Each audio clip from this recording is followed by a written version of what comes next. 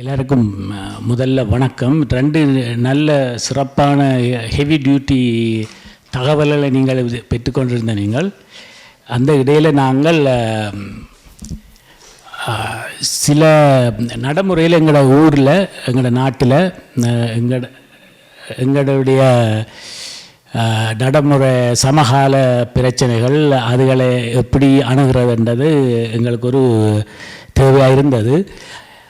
பொதுவாக சமூக வலைத்தளங்களில் அளவுக்கு அதிகமான தவறான செய்திகள், ஆதாரமற்ற செய்திகள் வந்து கொண்டு இருக்கும். அது குறிப்பாக நாங்கள் இந்த மன்னர் காற்றால பிரச்சனை, ரெண்டு பக்கமான நியாயங்கள் வரைக்க ஒவ்வொரு பக்கமும் வந்து அவர்கள் தங்களுடைய நம்பிக்கைகளை சொல்லுகிறார்களே தவிர எது உண்மை என்பதை அவர்கள் ஒரு நாளும் அவர்களுக்கு அதான் உண்மையாக தெரிகிறது. அது உண்மையாக இருக்கிறதுக்கும் வாய்ப்பில்லை ரெண்டு பக்கத்திலேயும். அப்போ இந்த விஷயங்களை நாங்கள் எப்படி கையாளலாம் என்ற ஒரு தேவை எங்களுக்கு இருக்குது சாதாரண மக்களாக. இப்போ பேராசிரியர்கள், பல்கலைக்கழகத்தில் இருக்கிறவர்கள், ஆய்வுகளை செய்கிறவர்களுக்கு அவர்கள்ட கையில் சரியான தகவல்கள் எப்பொழுதும் கிடைக்கும் என்றால் அவைகள் ஆராய்ச்சி, அதான் அவங்க ஃபீல்டு. ஆனால் நாங்கள் வீட்டில் இருக்கிறார்கள், வாழ்க்கை முறையில் இருக்கிற எங்களுக்கு அப்படியான எல்லா தகவல்களையும் ஒன்றாக திரட்டக்கூடிய வாய்ப்பு இல்லை. ஆனால் இப்போ எங்களுக்கு அதுக்குரிய வாய்ப்புகள் இருக்குது. அந்த வாய்ப்புகளை நாங்கள் பார்க்க இந்த செயற்கை நுண்ணறிவு என்று சொல்லப்படுகின்ற துறைகளை நாங்கள் வடிவாக பயன்படுத்தலாம். அப்போ இந்த அடிப்படையில் நான் வந்து 3 விஷயங்களை செயற்கை நுண்ணறிவு மூலம் எங்கள் மக்கள் சார்பான விஷயங்களை பற்றி பார்க்க. முதலாவது வந்து இலங்கை வடக்கு கிழக்கு மாகாணத்தில் உள்ள மீன் வளங்கள்,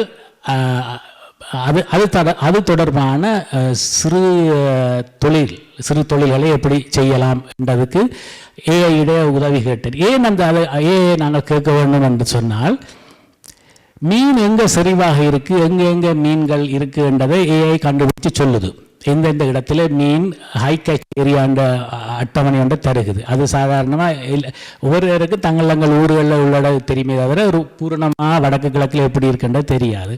மற்றது அதே நேரம் மீனவர்களுக்கு, சாதாரண மீனவர்களுக்கு நடைமுறையில் உள்ள சிக்கல்கள் என்ன, வடக்கு கிழக்கில் உள்ள மாகாணத்தில் உள்ளவர்கள் என்ன சிக்கல் என்ன என்றதையும் ஏஐ சொல்லுது. வேறு ஊர்களில் இருந்து மீனவர்கள் வந்து மீன்களை பிடிக்கிறார்கள், அதே நேரம் இவைகள் பெரிய வசதியான மீனவர்கள் இல்லை என்றதையும் ஏஐ கண்டுபிடிச்சு சொல்லுது. அப்போ நான் கேட்ட கேள்வி என்னென்னா ஏஐட்ட, what are the challenges and what are the opportunities, how we can mitigate என்ற கேள்வியை கேட்கிறோம். அதே மாதிரி தென்னை வளர்ப்பில் உள்ள பிரச்சனை என்ன, அதை எப்படி வடக்கு கிழக்கில் நாங்கள் கூட்டலாம். அப்போ அது வந்து சொல்லிச்சு, இலங்கை அரசாங்கம் 2025ஆம் ஆண்டு இத்தனை ஆயிரம் தென்னை மரங்கள் நடணும் என்ற ஒரு திட்டத்தை வச்சிருக்குது. அதுக்குரிய இதுகளையும் வடக்கு கிழக்கில் உள்ள மண் வளத்தை அடிப்படையாக வச்சுக்கொண்டு இந்த தென்னை மரங்களை நடலாம், இவ்வளவு தூரத்துக்கு இடையில் நடணும், இவ்வளவு ஆழத்தில் இருந்து வரக்கூடிய நோய்களை பற்றி அதுக்கு ரெமெடி எல்லாத்தையும் அது சொல்லுது. எனக்கு இந்த அறிவு ஒன்றுமே இல்லை. நான் சும்மா ஏஜாக்ஸில் இருக்கிற ஒரு ஆள். அப்போ இந்த அறிவை நான் இங்கேருந்து தேடக்கூடியதாக இருந்தது. 3வது வந்து மன்னர் காற்றாலை, what are the challenges and opportunities of windmill projects in Mannar and the mitigation, அதை எப்படி நாங்கள் நிவர்த்தி செய்யலாம் என்றது கேட்டேன். அப்போ இந்த 3க்கும் அது ஒரு பதிலை சொல்லிச்சு தான். அந்த பதிலில் நியாயம் இருக்கிறதாக எனக்கு படுகுது. அந்த பதிலில் நியாயங்கள் இருக்குது என்றால், இந்த ஆர்டிஃபிஷியல் இன்டெலிஜென்ட்டை நாங்கள் பார்க்க உங்களுக்கு பல பேருக்கு தெரியும். நீங்கள் ஃப்ரீயாக பாவிக்கிறார்கள் இருப்பினும், சில பேர் சப்ஸ்கிரிப்ஷன் செய்து பாவிக்கிறார்கள் இருப்பினும், ஃப்ரீயாக பாவிக்கிறார்களுக்கு அது ஒரு கொஞ்சம் ஒரு வஞ்சகமாக நடக்கும் என்றால் அக்யூரசி குறைவாக இருக்கும். அக்யூரசி வந்து நீங்கள் சப்ஸ்கிரிப்ஷன் செய்து பாவிச்சிங்கள் என்று சொன்னால் உங்களுக்கு திருப்திகரமான சாட்டிஸ்ஃபேக்ஷனில் ஆன்சர்கள் வரும். அப்போ இப்போ நான் சப்ஸ்கிரைப் பண்ணி வச்சுருக்கிறேன். நான் ஐயா ChatGPT, நான் ஜெமினி வச்சுருக்கிறேன். என் வைஃப் ChatGPT வச்சுருக்கிறேன். அப்போ வீட்டில் ரெண்டும் நாங்கள் பாவிச்சு கொள்வோம். அப்போ ஜெமினியை தான் நான் பாவிச்சேன். அப்போ அதில் உங்களுக்கு நான் காட்டுறதுக்கு specifically the push for clean power that led to the Manor Wind Power Complex. Phase I, the Thamba Pavani project, was meant to be this flagship success story. But here's the twist. Yeah. What's really fascinating here is the location itself. Manor, it's like globally recognized as a prime spot for renewable energy. Great wind. Okay. But, and this is but it sits directly on a critical path for migrating birds, the Central Asian Flyway. Central Asian Flyway, so we're talking a lot of birds. We're talking an aviation highway. Okay. Over 1 million birds, yeah. Maybe 150 different species funneling right through this area where they want to put up more turbines. It's a massive paradox. Right. So our mission today is, well, to really unpack the measurable environmental damage and the socio-ecological costs, too, that this project already caused, which makes these expansion plans, like the proposed 250 megawatt Adani project, deeply controversial. So let's start with the birds. Catastrophic avian mortality. And you think turbines, right? Big blades. That's what everyone thinks first. But surprisingly, the most verifiable damage, the real death trap, wasn't primarily the turbines. No. What was it then? It was a 7-kilometer stretch of overhead transmission lines. Transmission lines. Yeah, overhead power lines cutting directly through the Vankalai Ramsar wetland. Hold on, Vankalai Ramsar. That's a protected wetland, isn't it? Yeah. Like internationally important. Exactly. Globally significant. And the failure was, well, pretty basic. They used overhead lines instead of burying the cables. Which is standard practice in sensitive areas, right? Burying them. It's international best practice, definitely. Especially in a critical habitat like this.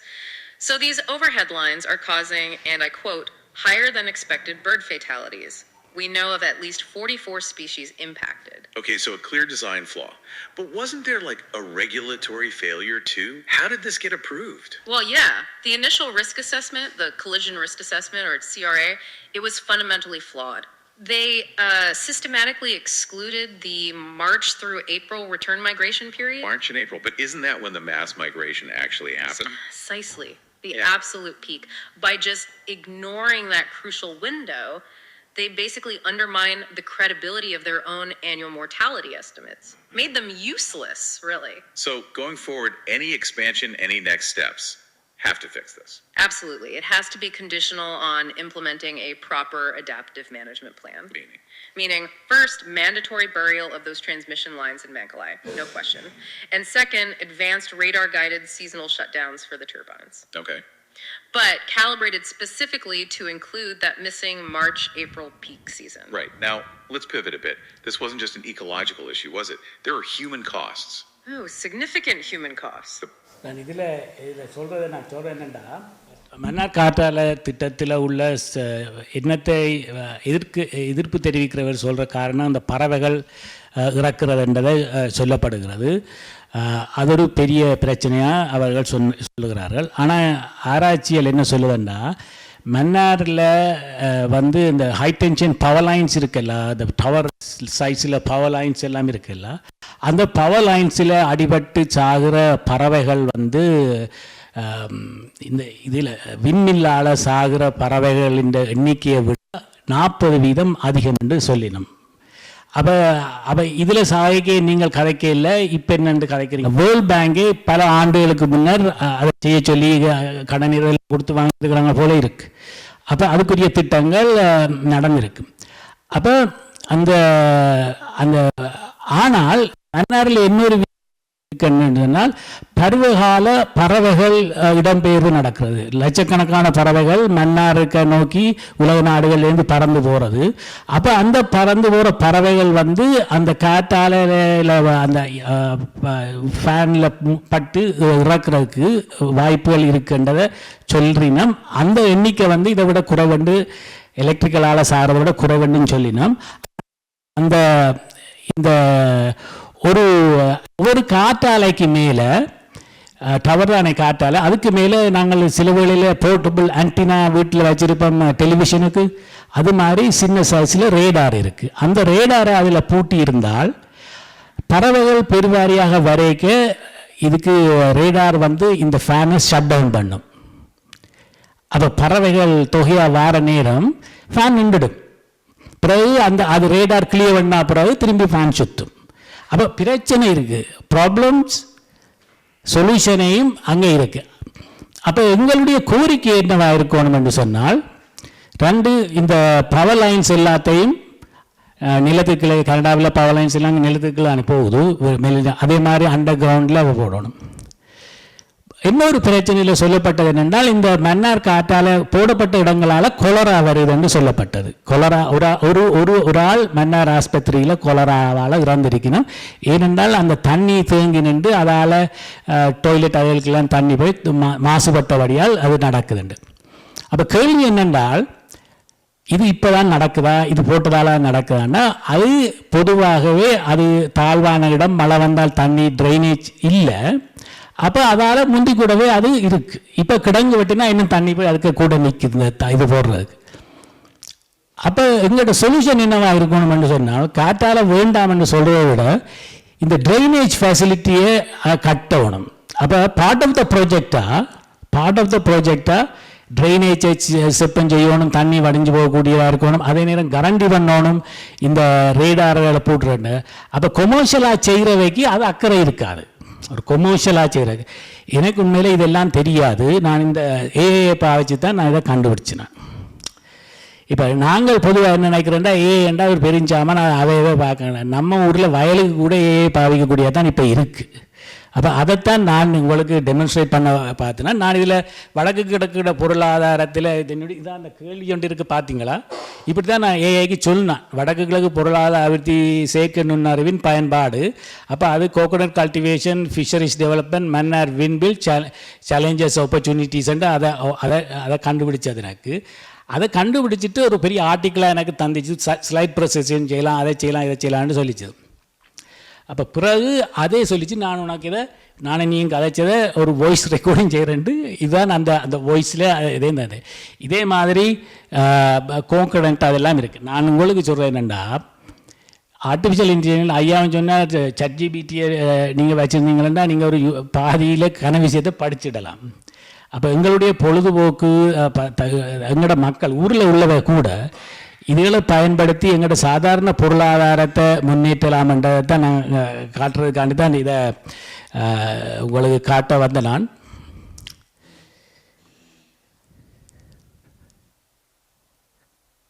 இப்போ சும்மா கூட இப்போ எங்களுக்கு பொதுவாக யாழ்ப்பாணத்துக்கு போகிறதுண்டா என்னத்தை போய் பார்க்குறது என்ற தேவைகள் எல்லாம் இருக்குது. அப்போ நாங்கள் ரிட்டன் காம்ப்ரிஹென்சிவ் 20 day ஒரு கல்ச்சரல் அனாலிசிஸ் ஜஃப்னாவுக்கு போய் பார்க்குறதுக்கு காட்ட சொன்னால் அது எனக்கு இது தண்டுது. என்னென்ன செய்யலாம் ஜஃப்னாவுக்கு போய், கிளைமேட் கண்டிஷனை பற்றி, ஃபெஸ்டிவல் அங்கே என்னென்ன ஃபெஸ்டிவல் இருக்குது, அது நல்லூர் ஃபெஸ்டிவலுக்கு போய் சொல்லுது.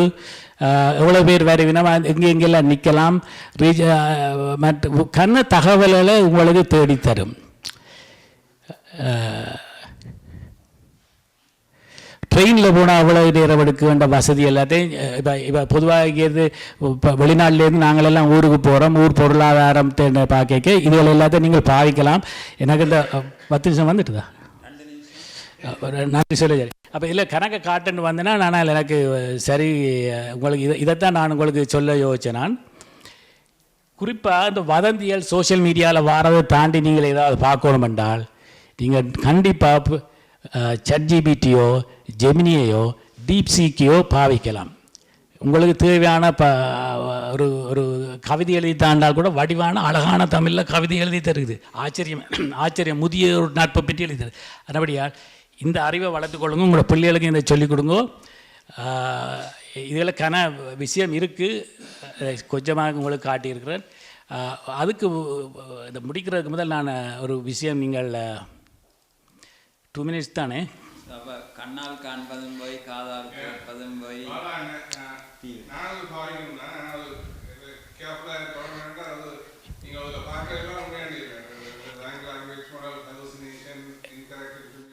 இப்போ பொதுவாக இப்போ நான் என்ன சொல்கிறேன்டா, இப்போ நாங்கள் ஒரு இது ஒரு விவாதத்துக்குரிய விஷயம். இதில் இருக்கிற இன்ஃபர்மேஷன் எல்லாம் உண்மையாக பொய்யாண்டு கேட்கணும்.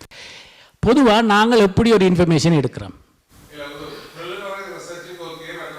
நான் சொல்கிறேன் சாதாரண, நான் யூனிவர்சிட்டிக்கு சொல்லல. நான் சொன்னேன் என்னென்றால் ஏஜாக்ஸில் இருக்கிற ஒரு அண்ணா செய்கிற வேலை, சோஷியல் மீடியாவில் நேரத்தை மேற்கடுத்துகிறார்கள், இதுகளை பார்த்து எங்கள்கிட்ட நாட்டு மக்களை முன்னேற்றதுக்கான அடிப்படை தகவல்களை பெற்றுக்கொள்ளலாம். அடுத்த இன்னொரு விஷயம் என்னென்றால், ஒரு தகவலை நாங்கள் எப்படி பெறுறோம் என்று சொன்னால், மீடியாக்கள்லேருந்து பெறுறோம், புத்தகங்கள்லேருந்து வாசிக்கிறோம். அதெல்லாம் உண்மையாக இருக்குதா? அதில் பயஸ்டாக இருக்குது. ஈவன் நியூஸ், பிபிசி நியூஸ் எடுத்தாலே பயஸ்டாக இருக்குது. அனபடியால் தகவலை நாங்கள் வள்ளுவர் சொன்ன மாதிரி நாங்கள் கசடரை தெரிஞ்சு கொண்டா சரி. உங்களுடைய அறிவு முக்கியம், அதுக்கு பிறகு ஆர்டிஃபிஷியல் இன்டெலிஜென்ட், இது எல்லாத்தையும் 100% நம்பணும் இல்லை. சரி, நாங்கள் இதை முடிச்சுக்கொள்கிறோம். நன்றி, வணக்கம்.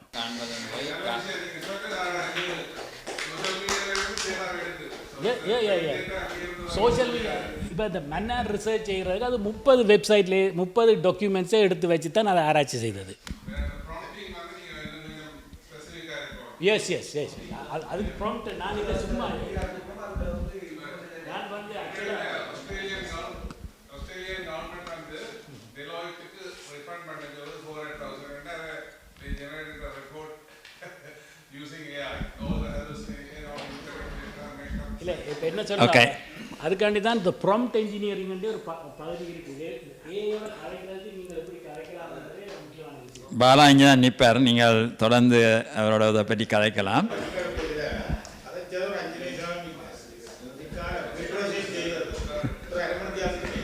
அதான் ஐடி. நன்றி நன்றி நன்றி பாலா, உங்களை கருத்துக்களை பயந்து கொண்டதற்கு. அவர் சொன்னது எல்லாத்தையும் நீங்கள் ஏற்றுக்கொள்ளணும் இல்லை, நீங்களும் உங்களோட அறிவை கொண்டு சரியானது பிழையானதை நீங்களே தீர்மானிக்கலாம். அடுத்ததாக நீலா ஒரு 5 நிமிஷம். So she is going to talk about women empowerment. Thank you so much. So என்னென்னு சொல்லிச்சேன்னா, நான் நிறைய விஷயங்கள் வந்து ப்ராக்டிக்கலியான விஷயத்தை தான் கதைக்க போகிறேன். பிகாஸ் நான் இலங்கைக்கு போய் விசிட் பண்ணி கிட்டத்தட்ட ஒரு 2 வருஷம், ஆக்சுவலி 2010 இருந்து 2019 வரைக்கும் பீப்புளுக்குள்ளால் ஒர்க் அவுட் பண்ணினேன். ஈவன் பஸ்ஸில் லோக்கல் இதுகளில் போயிட்டு வந்து பார்த்தேன்.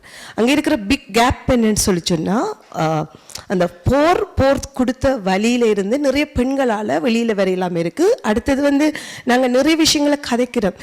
நாங்கள் ஏஐ யூஸ் பண்ணலாம், இன்டர்நெட்டை யூஸ் பண்ணலாம். ஒப்வியஸ்லி என் வீட்டில் இருந்து ஃபோன் கதைக்கிறதுக்கு சம்டைம் நான் கொஞ்சம் தூரம் வந்து நின்று தான் கதைக்க வேண்டி இருக்குது. அந்த நாங்கள் எதிர்பார்க்குற இன்டர்நெட் கனெக்ஷன் அங்கே கிடைக்கல. நாங்கள் இங்கேருந்து கதைக்கலாம் நல்லா இருக்குது, பட் அங்கே ப்ராக்டிக்கலி அது சாத்தியமாக இருக்குதான்னு பார்த்தா உண்மைக்கு அது கொஞ்சம் குறைவாக தான் இருக்குது. அடுத்தது வந்து ஃபியர். யாரோட கதைக்கிறது, எதை கதைச்சா எங்கே அந்த கதை போகும், எங்கே போகாது, இது சொல்லப்படுகிறது எல்லாம் உண்மையா இல்லை இதில் பொய் இருக்கா? ஏன்னா நாங்கள் ஆல்ரெடி குறிப்பாக பெண்கள் அல்லது ஆண்கள் வட்டெவர் எங்களுக்கு வந்து ட்ரஸ்ட் பில்டிங்ன்றது 2009க்கு பிறகு பெரிய அளவில் பிரேக்கப் ஆகி போய் இருக்குது.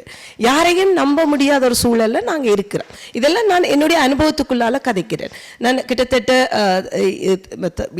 இலங்கையில் வந்து எல்லா மாவட்டத்துக்கும் இன்க்ளூடிங் கேண்டி சவுத்தில் கூட எல்லா இடம் விசிட் பண்ணி பார்த்துருக்கிறேன். அங்கே நிறைய ஆட்கள் பெண்கள் கதைக்கிற விஷயம் என்னன்னு சொன்னால், மேடம் எங்களுக்கு யாரோட எதை கதைக்கிறேன்னு தெரியல, எந்த விஷயத்தை எப்படி கேட்டு சரியான தகவலை பெறேன்னு தெரியல, யாரிலையுமே ஒரு நம்பிக்கை இல்லாமல் இருக்கிறோம். But number 1. அடுத்தது பேரண்டல். பிள்ளைகளை எப்படி வளர்க்குறது, எந்த ஸ்கூலுக்கு கொண்டு விடுறது, என்னென்னத்தை படிப்பிச்சா எங்களோட பிள்ளைகள் என்னென்ன மாதிரி வரும் என்ற ஒரு விஷயமும் பயங்கரமாக லெக்கப்பாக இருக்குது அங்கே. அது மட்டும் இல்லாமல் அந்த இடைவெளி இருக்குது, காம்படிஷன் இருக்குது, சரியான காம்படிஷன். பிகாஸ் ஒரு சர்டன் இதுக்கு பிறகு பார்த்தீங்கன்னா யாரெல்லாம் பார்க்க பெட்டராக செய்கிறது, நீ பெட்டரா நான் பெட்டரா நீ பெட்டரா, எல்லாமே ஒரு போட்டி அடிப்படையில் வந்திருக்கு. போட்டி கட்டாயமாக நிச்சயமாக எங்களுக்கு தேவைன்றதுல எந்த மாற்று கருத்தும் கிடையாது. ஆனால் இன்றைக்கு அந்த போட்டி வந்து பெரிய அளவில் பொறாமைன்ற ஒரு வெளிப்பாடும் ஒரு ஆளை பற்றி ஒரு ஆள் தேவை. ஐ ஆம் so glad to Balana, he said like misinformation and disinformation and misleading information. This is a very serious threat including the medias. மீடியாவில் கூட அது மிகப்பெரிய ஒரு பிரச்சனையாக இருக்குது. ஏனென்று சொல்லி சொன்னால், இதை கண்ட்ரோல் பண்ண முடியாத அளவுக்கு, எது சரி எது பிழைன்னு தெரியாத அளவுக்கு அங்கே நாங்களே புலம்பெயர் தேசங்களில் இருக்கிற நாங்களே கஷ்டப்படுற போது அங்கே இருக்கிற மக்கள் பெரிய அளவில் இப்போ கஷ்டத்தில் இருக்கணும்ன்றதை நாங்கள் புரிஞ்சு கொள்ளணும். நாங்கள் புலம்பெயர் நாட்டில் இருந்து கதைக்கிற மாதிரி அந்த எங்கட கிரவுண்ட் வந்து இருக்குதான்றதை வந்து நாங்கள் திருப்பி பயங்கரமாக ஆய்வு செய்யணும்ன்றதான் என்னுடைய முதலாவது கருத்தாக இருக்குது. அதாவது parental competition and jealousy and other thing.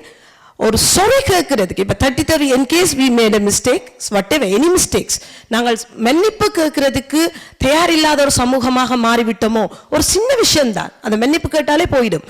அதை விடாம நாங்கள் நான் பெருசா நீ பெருசா நான் பெருசா நீ பெருசான்னு கதைச்சு ஒரு பெரிய அளவில் பிரச்சனையை கொண்டு முடிக்கிற அளவுக்கு நாங்கள் வந்திருக்கிறோமோ என்ற ஒரு பெரிய ஒரு சிக்கலை நான் not only Sri Lanka, within India also, நான் இந்தியாவிலேயும் வந்து கிட்டத்தட்ட 2 வருஷம் ஒர்க் அவுட் பண்ணினான்.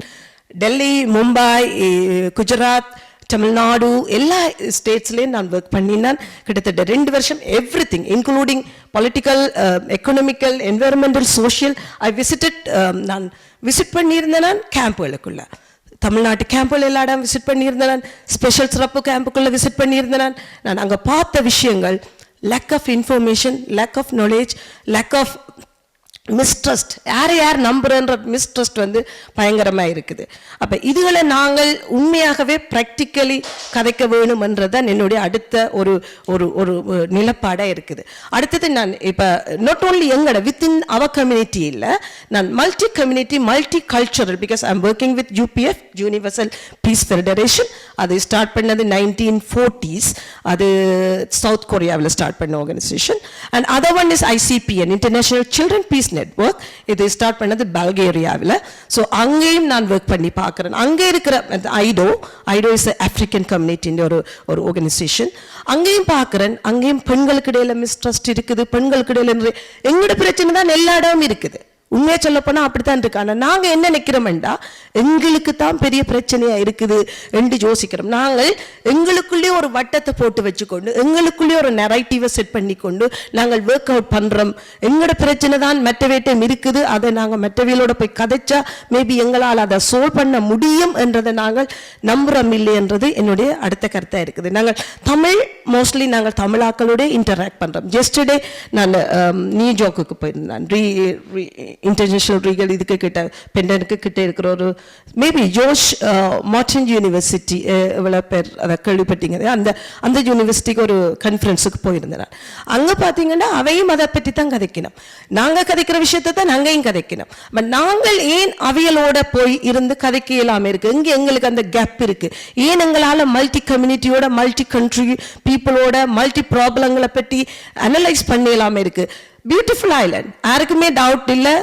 இலங்கை தீவு ஒரு மிக அழகான நாடு என்பதிலும், அங்கே வந்து அந்த ப்ராப்ளம் நினைக்கிறேன் எங்கட அண்ணா இருக்கிறார் 1967 வரைக்கும் நாங்கள் சவுத் ஏஷியாவில் நம்பர் 1 கண்ட்ரி. யாருமே அதை மறக்க முடியாது. அப்போ எங்கட நாடு இன்றைக்கு ஏன் இப்படி இருக்குதுன்னு சொல்லி சொன்னா, வேர்ஸ் த கேப்? நாங்கள் எவ்வளோ தூரம் அதை ட்ரை பண்ணுறோம், முயற்சி எடுக்கிறோம். அதை நாங்கள் அடிக்கடி சொல்கிறோம், தமிழ் மக்கள் தான் வந்து அட்ஜஸ்ட் பண்ணணுமெண்டு. Honestly, நாங்கள் vulnerable people, we are the victims. நாங்கள் மற்றவே அட்ஜஸ்ட் பண்ணுறது இல்லைம்பாக்க, யார் எங்களை என்னவோ செய்தவையோ அவ கொஞ்சம் கூட க்ளோஸாக எங்களோட வந்து கதைச்சா maybe we could able to do lot of things என்று நான் நினைக்கிறேன். இந்த ப்ரெசன்டேஷன் தான் நான் நேற்று அங்கே சொல்லியிருந்தேன். அப்போ நாங்கள் போட்டி என்றது not only within our community, within all the community, within Tamil கதைச்சான, ஆங்கிலம் கதைச்சான, சிங்களம் கதைச்சான, அது மொழி தாண்டி இருக்குது, கல்ச்சர் தாண்டி இருக்குது. போட்டி, காம்படிஷன், பொறாமை, இது எல்லாம் தாண்டி தான் இருக்குது. பேரண்டல், பிள்ளைகளை எப்படி படிப்பிக்கிறேன்னு தெரியல. லண்டன் எடுத்துக்கொண்டு, I came from UK, London எடுத்துக்கொண்டு சொன்னால் EF5க்கு எந்த டியூஷனில் விடுறது, அந்த டியூஷனில் விடு, இந்த டியூஷனில் விடு, அவைக்கு சொல்லாத இவைக்கு சொல்லாத, ஐயோ அது நல்ல டீச்சர், இந்த பிள்ளை எந்த பிள்ளை மாதிரி படித்து நல்லா வந்துடும். ப்ளீஸ் இன்க்ளூடிங் ஐயா, நான் தமிழ்நாடு வந்திருந்தேன். நான் almost 2 years, 2022 to 2024 I was there. So நான் என்ன சொல்ல வரேன்னு சொல்லிச்சேன்னா, this is I am trying to bring up. Please, நான் திருநூறு போசி இருக்கிறேன். சம்டைம் நேற்று என்ன கேட்டவன், நீங்கள் ஏன் இதில் திருநூறு அடிச்சு கொண்டு வந்து நிற்கிறீங்க? What is the meaning of that? I say to them, look, நாங்கள் செத்த உடனே எல்லாரும் ஒரு ஆஷா தான் போகிறோம். நாங்கள் ஒன்றுமே இல்லை. அதை நான் இந்த நெத்தியில் அடித்து வச்சிருக்கிறேன். நான் இறந்தால் ஒரு சாம்பல் தான். அப்ப இதனால நான் இருக்கும் வரைக்கும் யாரோடையுமே சண்டைக்கு போக விரும்பல, யாரையுமே வந்து பகைக்க விரும்பல, யாரையுமே குரோதமா பார்க்க விரும்பல. இதுதான் இது நம்பிக்கை என்று நான் சொன்னோன்னே they claps their hands. and நாங்க பார்த்த உடனே எல்லாரையும் கையெடுத்து கும்பிடுறோம். ஏன் கும்பிடுறீங்க அவர் கேட்டு நான் நேற்று நான் என்னுடைய ஸ்பீச்சை தொடங்கக்கு முன்னாடி தென்னாடுடைய சிவனை போற்றி எந்நாட்டவர்க்கு முறைவா போற்றி இன்பமே சூழ்க எல்லோரும் வாழ்க அப்படி ஒரு வார்த்தையோட தொடங்கினேன். அப்ப அவ கேட்டுச்சுன்னா நீ என்ன சொல்ற, what you are trying to say? நான் சொன்னேன் இது என்னுடைய நம்பிக்கை, என்னுடைய விசுவாசம். ஆனால் நான் என்ன சொல்றேன், ஒரு ஆளை பார்த்து கும்பிடுற போது அவைக்குள்ள இருக்கிற இறைவனை கடவுளை பார்த்து நான் கும்பிடுறேன். ஒரு ஆளோட பேசுகின்ற போது நான் எனக்கு முன்னாடி கடவுள் நிற்கிறார், அவரோட நான் கதைக்கிறேன் நினைச்சு கதைக்கிறேன்னு சொல்லும்போது அவைகள் அதை அண்டர்ஸ்டாண்ட் பண்ணினேன். இதுதான் நான் சொல்ல வந்த விஷயம். ஆக்சுவலி நீங்கள் நாங்கள் யாரா இருந்தாலும் ப்ளீஸ் நாங்கள் ஓப்பனா கதைப்போம். கடவுள் எங்களுக்கு ஒரு வாயை தந்திருக்கிறார், 2 காதை தந்திருக்கிறார். பிகாஸ் நின்றுட்டு போல இருக்கு. ஓகே, கடவுள் எங்களுக்கு ஒரு வாயை தந்திருக்கிறார், 2 காதை தந்திருக்கிறார். கொஞ்சமா கதைப்போம், நிறைவா கேட்போம். ஐயா சொன்ன விஷயம் அவர் ஒன்றும் தப்பா சொல்லல. அவர் என்ன சொன்னவர்டா, லைக் இருக்கிறத நாங்கள் யூஸ் பண்ணுவோம், சரியானதை தேர்வு செய்வோம், சரியானதை நோக்கி நகர்வோம். எல்லோருமே திறமையான மக்கள் தான். என்ன பொறுத்தவரையில இங்க இருக்கிற ஒவ்வொருத்தரும் அறிஞர்கள் தான். அவர்களுக்குள்ள இருக்கிற அறிவை சரியா வெளியில கொண்டு வந்தா நாங்க எல்லாருமே ஒரு சிறந்த நாட்டை, சிறந்த உலகத்தை உருவாக்கலாம் என்று நான் நம்புறேன். அதை நான் என்னுடைய பிராக்டிக்கலி பார்த்தபடியா உங்களுக்கு சொல்லியிருக்கிறேன். மிகவும் நன்றி அண்ணா, ரொம்ப நன்றி. உங்களோட இடத்துல எனக்கு ஒரு இடத்தை தந்ததுக்கு மிகவும் நன்றி. நன்றி, வணக்கம். அடுத்ததாக மிஸ்டர் ஆனல்ட்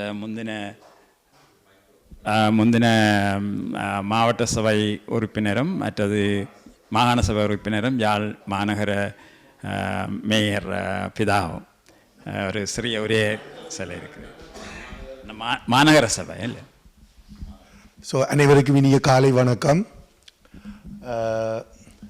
நாங்கள் எல்லாரும் இந்த 2 நாள் நிறைய தேடுதலை நாங்கள் பார்த்துருக்குறோம். This is totally different from எங்கிட்ட இது. இப்போ எஃப்ஜிடியோட ஃபோக்கஸ் என்னன்னு சொன்னால், I have started my presentation. நீங்கள் முதல்ல அதை கிளிக் பண்ணீங்கன்னு சொன்னால் சரி. ஸோ நான் மேயர் இருக்க த கவர்மெண்ட் குட் கவர்னன்ஸ் இருக்கிற டைமில், நல்லாட்சி அரசாங்கம் இருக்கிற டைமில் ஒரு ப்ரொப்போசல் ஒன்று சப்மிட் பண்ணான்.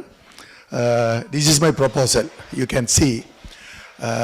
இது எப்படி என்று சொன்னால், எல்லாரும் எங்களோட ஹெரிட்டேஜ் சிட்டியை நாங்கள் டெவலப் பண்ணணும், ஹைரைஸ் பில்டிங் கட்டி எல்லாம் மாற்றணும் கொள்ளணும்லாம் யோசித்தது. நாங்கள் யோசிச்சோம்னு சொன்னால் ஹெரிட்டேஜ் சிட்டி அப்படியே இருக்கட்டுக்கும், but you have to find out new city, ஒரு ஸ்மார்ட் சிட்டி ஒன்று நாங்கள் புதுசாக எஸ்டாப்ளிஷ் பண்ணலாம். அதுக்குரிய லேண்ட் ஸ்கேல் எங்கே இருக்குது ரெண்டெல்லாம் ஐடென்டிஃபை பண்ணி ஒரு இடத்தை கண்டுபிடிச்சிட்டோம். தட் இஸ் பிலாங்ஸ் டு இந்த மேன்க்ரூவ்ஸ் எல்லாம் இருந்தபடியே கவர்மெண்டோட அந்த ஆக்டிவிக்குள்ள அந்த ஃபுல் லேண்டும் செக்யூர்ட் ஆகி இருந்தது. அப்போ நாங்கள் அது சம்பந்தமாக பிரைம் மினிஸ்டரோட காய்ச்சி போட்டு அப்புறம் ரணில் விக்ரமசிங்க நீங்கள் அதில் யூ கேன் கோ த்ரூ அவரோட நாங்கள் பேசி அதை நாங்கள் எங்களோட ஜிஏக்களால் எடுத்து இந்த லேண்டை எடுத்துகிட்டு ஸ்கேல் பண்ண தொடங்கிட்டோம். இது உண்மையான ஃபோக்கஸ் என்னன்னு சொன்னால், எங்களோட 2nd 3rd ஜெனரேஷன் புலம்பெயர் தேசத்தில் இருக்கக்கூடிய 2nd 3rd ஜெனரேஷனை திருப்பி எங்களோட தாய் மண்ணுக்கு நாங்கள் கொண்டு வரோன்னு சொன்னால், நாங்கள் இப்படியான ஒரு ஸ்மார்ட் சிட்டி ப்ரோக்ராமை எங்களோட மண்ணில் எஸ்டாப்ளிஷ் பண்ணலைன்னு சொன்னால், எங்களோட இப்போ நீங்கள் இருக்கிற இன்ட்ரெஸ்ட்டுக்கு உங்களோட அடுத்த ஜெனரேஷனோ அல்லது அடுத்த ஜெனரேஷன் எங்களோட மண்ணை பற்றி யோசிக்கிறதுக்கு எவ்வளோ தூரம் இருக்குமென்று தெரியாது. அதுக்காண்டி இதை நீங்கள் பார்த்தீங்கன்னு சொன்னால் தெரியும். ஒவ்வொன்றும் இதில் நான் ஒன்றையும் சொல்ல தேவையில்லை. This is the identified land, the location of site at Chemmani in relation to Jaffna city. பாருங்க, அது ஸ்ட்ராட்டஜி பாயிண்ட்களை நாங்கள் போட்டிருக்கிறோம். நீங்கள் பார்த்தீங்கன்னு சொன்னால் அந்த சைட் இதுதான், அந்த சிவப்பாக இருக்கிற இடம் தான் நாங்கள் ஐடென்டிஃபை பண்ணினது. அதில் இருந்து கொண்டு எங்களுடைய airport, Point Pedro, KKS, corner, எங்களுடைய A9 ரோட்டில் அதில் இருக்குது எல்லாம். இதான் அந்த பாயிண்ட் அவுட் பண்ண இடம். இது லகூன் வியூ. லகூன்லேருந்து நாங்கள் போய்க்க நீங்கள் நாமக்குள்ளி பிரிட்ஜை பாஸ் பண்ணிக்க அந்த அதில் பிரிட்ஜில் ஏறிக்க உங்களுக்கு தெரிகிற வியூ தான் இந்த வியூ. ஸோ அங்கே பொன்ஸ் எல்லாம் இருக்குது. இதுதான் இந்த மேன்க்ரூவ்ஸ் இருக்கிறபடியாக இது இந்த வைல்ட் லைஃப் அதுக்குள்ளே செக்யூர்டாகி இருந்தது. நாங்கள் கவர்மெண்டோட பேசி ஜிஏக்குள்ளே இந்த லேண்டை எடுத்துட்டோம், 293 acres. So this is the site. நீங்கள் பார்த்தீங்கன்னு சொல்லி இந்த டோட்டலாக எவ்வளவு ஏக்கர் இருக்குது, இதுக்குள்ளே இன்லேண்ட் வாட்டர் பாடிஸ் எவ்வளவு இருக்குது, மேன்க்ரூவ்ஸ் எத்தனை ஏக்கர்ஸில் இருக்குது, ஸ்க்ரப் பண்ட் and other waste land, open waste land எவ்வளவு இருக்குன்னு சொல்லி பெர்சன்டேஜில் நாங்கள் ஐடென்டிஃபை பண்ணிக்கிறோம். இது ஒரு இலங்கையில் இருக்கக்கூடிய மிக ரெகக்னைஸ்ட் ஒரு ஜூடிஏயோட சேர்ந்து நாங்கள் ஒரு ஆர்கிடெக்டை பிடிச்சி தான் நாங்கள் இது செய்த நாங்கள் இது எப்பயுமே எந்த காலத்திலும் இதை ஒரு தரம் சேலஞ்ச் பண்ணிடலாது என்று சொன்னால் எல்லாருமே லீகலி ரெகக்னைஸ்ட் பீப்புளால் தான் இது மேற்கொள்ளப்பட்டது. ஸோ இதை ஏன் காட்டுறது சொன்னால் இதை எப்படி உங்களுக்கு தெரியுது, இந்த சிம்பிளை நீங்கள் எப்படி பார்க்குறீங்க? குட், யாழ். ஸோ அப்போ நாங்கள் இந்த சிட்டியை ஃபோன் பண்ணிக்க இந்த லேண்டர்ஸ் எப்படி ஸ்கேல் பண்ணுறோம்னு சொன்னால் ஒரு ஜால் மாதிரி தான் நாங்கள் அதை எடுத்துருக்கிறோம். அதை எப்படி எடுத்தோம்னு சொன்னால் இன்ன இடங்கள்ல இருந்து சேகரித்து இதை எப்படி டிசைன் பண்ணியிருக்கிறோம். ஸோ நீங்கள் பார்த்தீங்கன்னு சொன்னால் அதை இப்படித்தான் நாங்கள் இந்த லேண்ட்ஸ்கேலை போட்டிருக்கிறோம். அதில் என்னென்ன வரும் ஒவ்வொன்றும் இருக்கு. ஃபர்ஸ்ட் 11 வகையாக நாங்கள் பிரிச்சிருக்கிறோம். ஸோ அட்மினிஸ்ட்ரேஷனுக்கு cultural zone, public recreation, academic complex, health care, medical centres, hotel, residential. So நாங்கள் அதுக்குள்ளே சகல இது ஸ்போர்ட்ஸ், வெக்கேஷனல் ட்ரைனிங் சென்டர்ஸ் எல்லாம் நிறைய விடயங்களும் நாங்கள் அதுக்குள்ள கொண்டு வரலாம். இட்ஸ் லார்ஜ் 293 ஏக்கர்ஸ், சரிதானே? ஸோ அதுக்குள்ள நாங்கள் ஒரு ஓட்டோ போல இது பார்த்தீங்கன்னு சொன்னால் நாவக்குடி பிரிட்ஜ், இது இந்த பிரிட்ஜுக்களால் வரைக்கும் அதுக்குள்ளே இருக்கிற தண்ணியை எங்கள்கிட்ட நேச்சுரல் வாட்டர் இருக்குது. மழை காலத்தில் நாங்கள் சேமிச்சா அதுக்கு ஒரு ஓட்டோ போலோவையும் நாங்கள் கொண்டு வரலாம். ஸோ அப்படித்தான் இது பண்ணிருக்கு. This is the preliminary concept plan. இதில் எல்லாமே நாங்கள் எத்தனை ஏக்கர்ஸுக்குள்ள என்னென்ன வரும்னு சொல்லி எல்லாம் டிஃபைன் பண்ணியிருக்கிறோம். ஸோ இதில் ஏரியல் வியூவை நாங்கள் உங்களுக்கு தந்திருக்கிறோம். ஏரியல் வியூ எப்படி இருக்கும்னு சொல்லி ஒரு சின்ன ஒரு வீடியோ கிளிப் இருக்குது, ஒரு 30 seconds.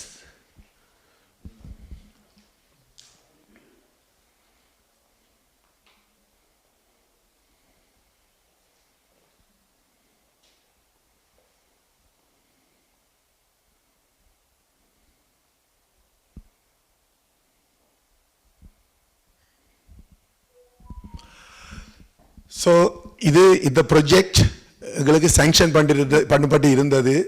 இதுக்கு கவர்மெண்ட், இந்தியா கவர்மெண்ட்டோட அல்லது சைனீஸ் கவர்மெண்ட்டோட ஒரு கொலாபரேஷன் செய்து இந்த ப்ரொஜெக்டை இதை ரீக்ளைம் ஃபஸ்ட்டாக நாங்கள் லேண்டை ரீக்ளைம் பண்ணணும். அப்போ அதுக்கு எஸ்டிமேட்டட் பட்ஜெட் 1000 million. அப்போ அது ஒரு கட்டாயமாக ஸ்ரீலங்காவால் செய்ய முடியாது. அப்போ நாங்கள் இந்தியன் கவர்மெண்ட் அல்லது அதுக்குரிய மாஸ்டர் பிளான் எல்லாம் ரணில் விக்ரமசிங்கோட பொலிட்டீஷியன்ஸுக்கு அந்த டைமில் ஐடியாஸ் கொடுத்தவர். பட் குட் கவர்னன்ஸ் இல்லாமல் போனதோட அப்படியே இது பேரலைஸ்ட் ஆகிட்டு. அப்போ எனக்கு ஒரு நம்பிக்கை என்னென்னு சொன்னால் இதை எங்கே கொண்டு போகிறது, யார்கிட்ட கொடுக்குறது, அதுக்கப்புறம் வந்து அப்கமிங் கவர்மெண்ட்ஸ். ஸோ அதில் எங்களுக்கு சப்போர்ட் பண்ணக்கூடிய கவர்மெண்ட்டும் இல்லை, இப்போ இருக்கக்கூடிய கவர்மெண்ட்டோட காசும் இல்லை.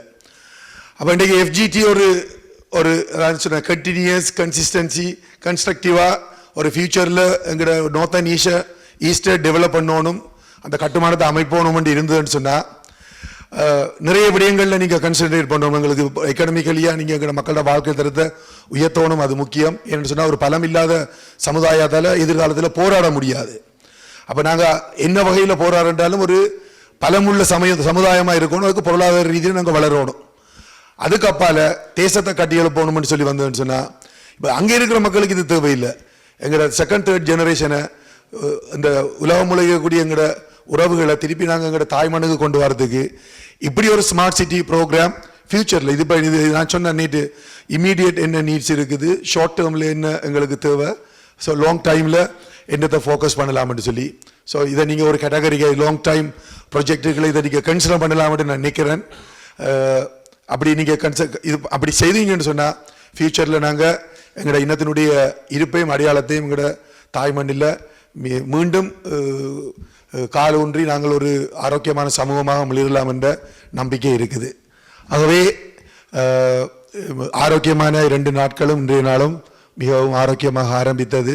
எஃப்ஜிடி இன்றைய மிஷன் நிச்சயமாக வெரி பாசிட்டிவாக போகுது. எல்லாருமே வெரி இன்டலெக்சுவல், எல்லாருடைய விடயங்களும் நல்ல ஆரோக்கியமான புதிய புதிய அனுபவங்களை பகிர்ந்திருக்கின்றது. இதில் கலெக்டிவான விடயங்களை எங்களோட ப்ரொஃபஸர் எடுத்து கேட்டகரைஸ் பண்ணி நல்ல ஒரு ஃபியூச்சரை நாங்கள் தேடணும். அதுக்கு எஃப்ஜிடியினுடைய முயற்சியை பாராட்டி இந்த அருமையான சந்தர்ப்பத்தை இந்த நிகழ்ச்சிகளில் இல்லாவிட்டாலும் இந்த வளவாளருடைய நிகழ்வில் இதை ப்ரெசென்ட் பண்ணுறதுக்கு வாய்ப்பு தந்தமைக்காக தலைவர் எங்களுடைய ப்ரொஃபஸர் எல்லோருக்கும் நன்றி கூறி விடைபெறுகின்றேன். நன்றி, வணக்கம். நன்றி. நான் நினைக்கிறேன் நேற்று நீங்கள் இன்னொன்று இது தொடர்பான இன்னொன்று பார்த்துருக்கோணும். அவர் லண்டன்லேருந்து டாக்டர் ஞானா சங்கரலிங்கம் உண்டு. அவர் மெட்ரோ சிட்டி நான் நினைக்கிறேன் அப்ட்ராக்டில் போட்டிருக்கிறோம் உண்டு இல்லையோ, மெட்ரோ சிட்டி ப்ராஜெக்டை பற்றி. மெட்ரோ ட்ரெயிலோ அவர் வர முடியாமல் போயிட்டு ஆப்ரேஷன் ஒன்று நடந்தபடியால் அதிலெல்லாம் எங்களுடைய அதான் சொன்ன நீண்ட கால நோக்கில் செய்யப்பட வேண்டிய விடயங்கள். மிச்ச நன்றி மிஸ்டர் ஆனந்த். ஆன்லைனில் உள்ள ஆக்களை போடுறீங்களோ? ஆன்லைனில் இருக்கிற நீங்கள் ஏதாவது கருத்து சொல்ல விரும்புகிறீங்களோ? நான் Natpuraja, Vavuniya university vice chancellor. Thank you for giving the opportunity. நல்ல விஷயம் நடந்து கொண்டு இருக்குது. நான் உங்களுக்கு ஒரு சில பிளட் பாயிண்ட்டை வெரி ப்ரீஃபாக நான் 5 மினிட்ஸுக்குள்ள முடிச்சுட்டு விடுறேன். அதில் என்னன்னு சொன்னால், முதலாவது வெரி ஷார்ட் என்றால், உதாரணத்துக்கு நாங்கள் செய்கிற சில ப்ரோக்ராம் இங்கே அந்த ஹியூமன் மனித வளங்களை உருவாக்குறதை நோக்கி நாங்கள் சில சின்ன சின்ன ப்ரோக்ராம்கள் இந்த சுற்றி வர இருக்கிற மக்களுக்கு, வென்னி ரீஜனுக்கு இருக்கிற மக்களுக்கு சில நோர்த் ஈஸ்டை ஃபுல்லாக கவர் பண்ணுறோம். சில ப்ரோக்ராமில் முக்கியமாக எஸ்எம்இ செக்டர். இப்போ உங்கள் 2 பேர் இருக்கிறோம், டாக்டர் ரவீந்திரகுமாரனும் டாக்டர் கோபுரந்தேவி டாக்டர் கோபுரந்தேவியும் இருக்கிறாங்க.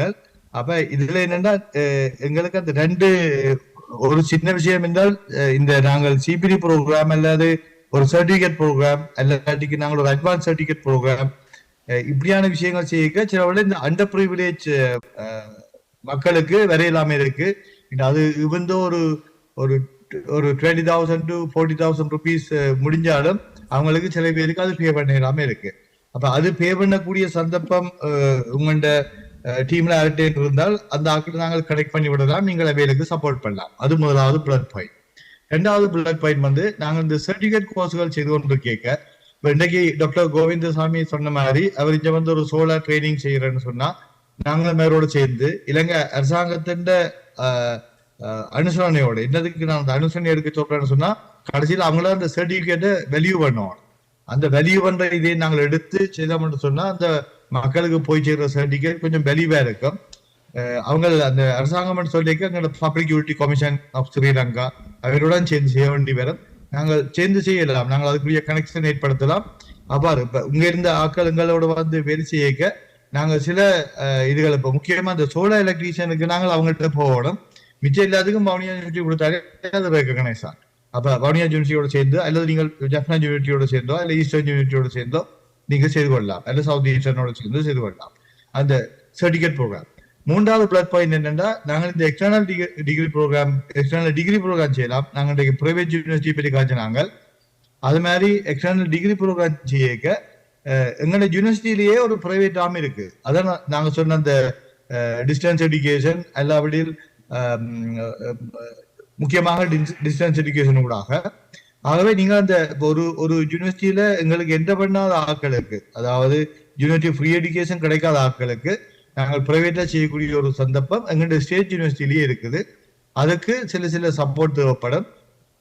அதே நாங்கள் உங்கள்கிட்ட கேட்டிருக்கிறோம். ஒரு சப்போர்ட் வந்து அந்த அண்டர் ப்ரிவிலேஜ் ஆட்களுக்கு சில சப்போர்ட் கொடுக்காது.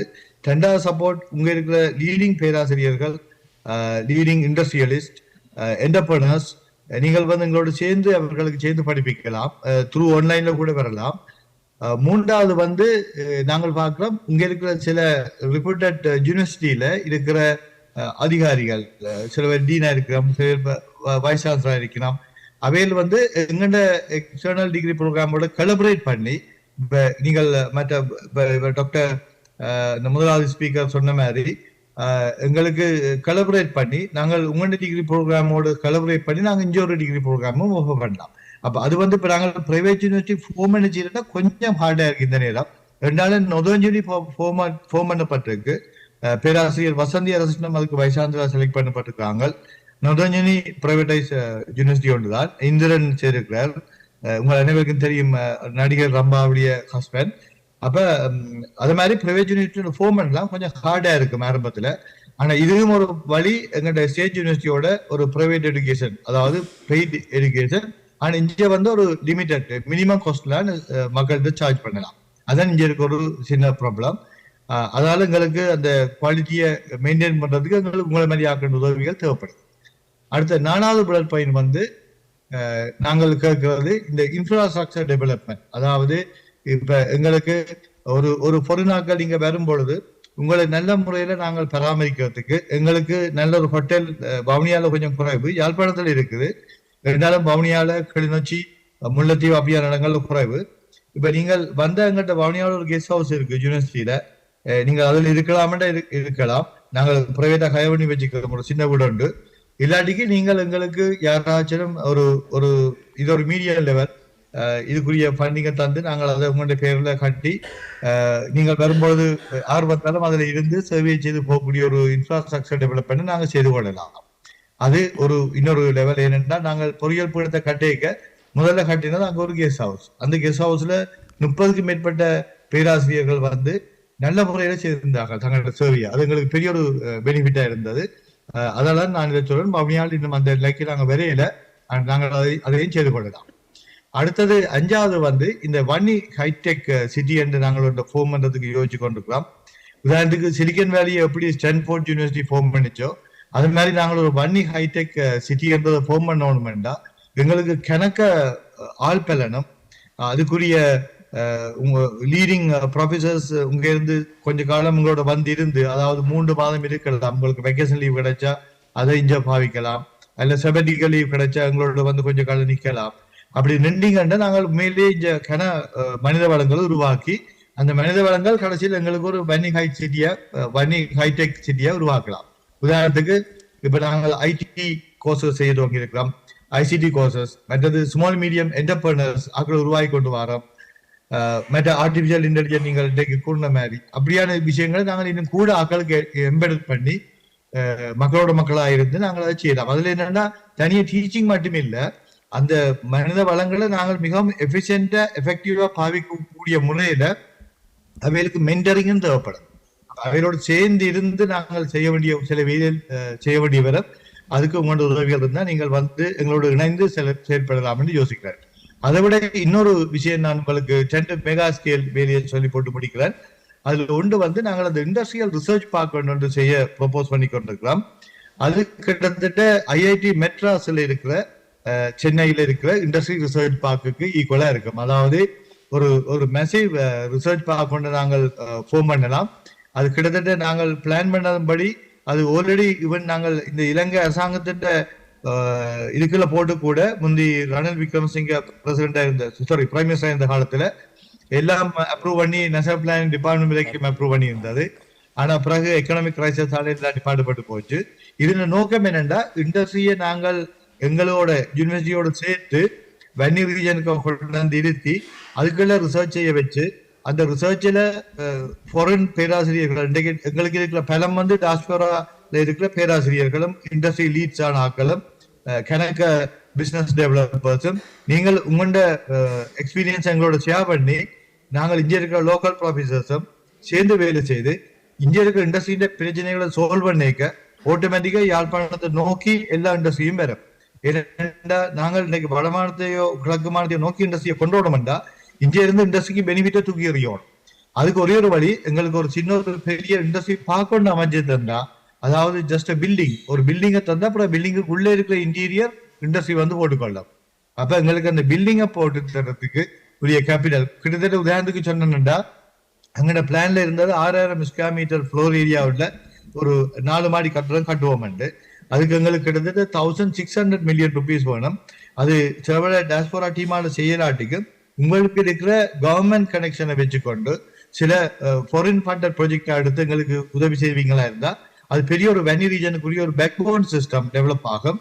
அதன் மூலமாக தொடர்ந்து நாங்கள் வன்னி ரீஜனுக்கு பல இண்டஸ்ட்ரியலையும் கொண்டலாம். ஏன்னா எங்களுக்கு யாழ்ப்பாணத்துல நீங்கள் பார்த்திருப்பீர்கள் நல்ல இண்டஸ்ட்ரி ஆக்கள் இல்லை, நல்ல ஹியூமன் ரிசோர்ஸ் இல்லைன்னு சொல்லி கொண்டிருக்கலாம். அவையில கொண்டுறதுக்கு இது ஒரு வழியாக இருக்கும். மற்ற லாஸ்ட் பாயிண்ட் வந்து நாங்கள் இப்ப டிஜிட்டலைசேஷனை நோக்கி போய்கொண்டிருக்கிறோம். எல்லா இன்ஸ்டிடியூஷனும் டிஜிட்டலைசேஷனை நோக்கி போய்கொண்டிருக்கு. இந்த இடத்துல நீங்கள் ஒரு சிலர் நல்ல டிஜிட்டலைசேஷன்ல எக்ஸ்பர்ட்டா இருப்பீங்கள், சில பேர் உங்க சாஃப்ட்வேர் கம்பெனி வச்சிருப்பீங்கள், நீங்கள் செய்து சரியான எக்ஸ்பீரியன்ஸ் உள்ள ஆக்களா இருப்பீங்கள். இந்தியா நாங்கள் லோக்கலாக செய்து கொண்டிருக்கிறோம். அப்ப அந்த டிஜிட்டலைசேஷன் சம்பந்தமா நீங்கள் எங்களுக்கு உங்களுடைய அனுபவங்களை தந்தால் அதன் மூலமாக நாங்கள் உலகம் ஒரு சின்ன என்ற மாதிரி நாங்கள் எல்லாரும் ஒன்று கனெக்ட் பண்ணி இருக்கலாம். அந்த இப்ப கிட்டத்தட்ட ஜூம் நார்மலா வந்துட்டு நாங்கள் வெர்ச்சுவல் லேர்னிங் நோக்கி போய்கொண்டிருக்கலாம். இன்னும் கூட ஃபாஸ்டா போனோம்னா எங்களோட அட்மினிஸ்ட்ரேட்டிவ் ஸ்ட்ரக்சரை கூட நாங்கள் டிஜிட்டலைஸ் பண்ணிட்டோம்னா எல்லாருக்கும் டிரான்ஸ்பரண்ட் ஆகும், ஸ்பீட் ஆகும் இருக்கும். நாங்கள் ஓவர் நைட் கூட சில அப்ரூவல்களை செய்து கொள்ளலாம். இவ்வாறான பழைய வேலையை கன வேலைகளை செய்யக்கூடிய இருக்கும். உங்களுடைய அனுபவங்களை எங்களோட வந்து ஷேர் பண்ணி கொள்ளலாம். Thank you so much. Thank you for listening to me. Sorry for taking another 4 minutes. Thank you. நன்றி பேராசிரியர் அற்புதராஜா. நான் என்னுடைய சில அனுபவத்தையும் சொல்ல வேண்டியிருக்கு. நீங்கள் இப்பொழுதுதான் நான் உங்களை பற்றி அல்லது உங்களோட தொடர்புகள் ஏற்படுத்தி கொண்டிருக்கிறேன். வடக்கு கிழக்கில் உள்ள நான் பல்கலைக்கழகத்தின் பெயரை குறிப்பிட விரும்பவில்லை. ஆனால் எத்தனையோ தடவை நான் எனது சேவையை அந்த பல்கலைக்கழகத்துக்கு இலவசமாக தருவதாக தெரிவித்த போதும் அவர்கள் அதை ஒரு நாளும் பயன்படுத்துவதாக தெரியவில்லை. உதாரணமாக கலனியா பல்கலைக்கழகம், சிங்கள பல்கலைக்கழகங்கள் இதை கேள்விப்பட்டு, நான் சொன்னதை கேள்விப்பட்டு கலனியா பல்கலைக்கழகம் department of census and statistics கேட்டு வந்து எங்களுக்கு படிப்பீங்கன்னு சொல்லி அவங்க எங்களோட சேவையை பாவிக்கிறாங்க. ஆனால் எங்களுடைய ஆட்கள் என்னென்னு தெரியல, நான் மாத்திரமில்லை கன பேர் அனுபவத்தில் இதை கண்டிருக்கிறோம். நாங்கள் வாரம் வந்து செய்கிறோம்னா கூட அதை ஏற்றுக்கொள்கிற பக்குவம் ஏனென்று தெரியல, இருக்கிறதா தெரியல. ஆனால் நீங்கள் இதை வரவேற்கிறீங்கள் என்பதை அறிந்து மிகவும் நல்ல சந்தோஷம். நாங்கள் எப்பவும் வந்து மக்களுக்கு சேவை செய்கிறக்காகத்தான் தயாராக இருக்கிறோம். பாயும் தலகணி படுக்கிறதுக்கு பாயும் தலகணியும் தந்தீங்கண்டா காணும், எங்களுக்கு கட்டில் மெத்தைகள் தேவையில்லை. நன்றி நன்றி பேராசிரியர் அற்புதராஜா. நாங்கள் உங்களுடன் தொடர்பில் இருப்போம். கட்டாயம் நாங்கள் கட்டி எழுப்ப வேண்டிய எங்களுக்கு ஒரு கடமை இருக்கிறது, அதை நாங்கள் கட்டாயம் செய்வோம். அதில் ஒரு மாற்றத்துக்கும் இடமில்லை. நீங்கள் யாராவது கேள்வி கேட்க விரும்பினால் தயவு செய்து பேராசிரியர் அற்புதராஜாவை கேட்கலாம். போகிறோங்க, 1 செகண்ட் கேட்கலையா? சரி, Sorry, Professor. 2021 டாக்டர் சுரேந்திரன் வந்திருந்தவர் வவுனியா யூனிவர்சிட்டியில் ஒர்க் அவுட் பண்ணுறதுக்கு. Still he is working there? All right, because நாங்கள் 2020 இருந்து அவரோட ஒர்க் பண்ணி கொண்டு இருந்த நாங்கள். அப்போ ஒரு இடையில வந்து சொன்னவர் டிசப்பாயிண்டட் ஆகி அங்கே ஒன்றும் செய்யலான்னு. So if he's back is thank you so much for the update. Anyway that's only the question. Okay, thank you. Sorry, my bad. நிச்சயம் அவருடைய உதவி பெருசாக இருந்து கொண்டிருக்கு. இப்போ எங்களுக்கு நாங்கள் ஒரு ப்ரொஜெக்ட் மேனேஜ்மெண்ட் டிகிரி ப்ரோக்ராமை இன்டர்நேஷனல் லெவலுக்கு அக்ரிடேஷன் செய்யறதுக்காக அவர் அலோகேட் பண்ணியிருக்கலாம். அவர் மிகவும் கடினமாக வேலை கொண்டிருக்காரு எங்களோட சேர்ந்து. இடக்கிட டிசப்பாயின்மெண்ட் கொஞ்சம் பெறத்தான் செய்யும். ஆனால் நான் சொல்லுவேன் அபிட்டல் சர்வீஸ் எங்களுக்கு ஆளப்பெரியது. இன்றைக்கு ஒரு இன்டர்நேஷனல் லெவலுக்கு ஒரு டிகிரி ப்ரோக்ராமை ரெகனைஸ் பண்ற அளவுக்கு அவர் வெரி ஹார்ட் ஒர்க் பண்ணி கொண்டிருக்கிறார் எங்களோட இருந்து. தேங்க்யூ. ப்ரொஃபஸர், நான் உங்களோட ஐடியா இதுக்கு நல்லது. நீங்கள் எங்களோட பழைய மாணவர் சங்கங்கள் கணக்கு காசை இங்கே வேஸ்ட் பண்ணுறாரு எல்லாரும் உலகளாவிய. நீங்கள் அவையோட இணைந்தீங்கன்னா அவையை பெர்சுவேட் பண்ணி இதுக்கு ஃபண்ட் பண்ண சொல்லி கேட்கலாம். ஏனென்றால் most of the all student associations are running the vanity projects. They are like wasting money a lot in the small schools. The village schools are not getting, but the big schools like Mahajana, Hindu College, they are running vanity projects. So if you approach them to help you to fund that, that would probably work out. Because as you suggested, if the only 1 or 2% university students enter university, rest of them don't go. So the vocational skill, entrepreneurship, they are essential to build a society and build a country.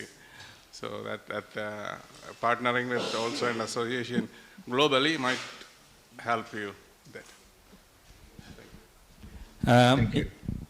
வேறு யாராவது கேள்வி கேட்க இருக்கிறீங்களா?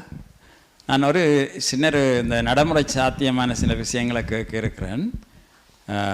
ஒன்று, நாங்கள் எஃப்னா யூனிவர்சிட்டியில் professor பாலஞ்செல்லையா பாஸ்டவே, அதுக்கு பிறகு அவற்றை பழைய ஸ்டூடெண்ட்ஸ் எல்லோரும் சேர்ந்து அவற்றை பேரில் ஒரு ஸ்காலர்ஷிப் கொடுக்குறதுக்கு செய்ய வலிக்கிட்டது இப்போ நடக்குது, அது கடைசியாக அது நடந்திருக்கு.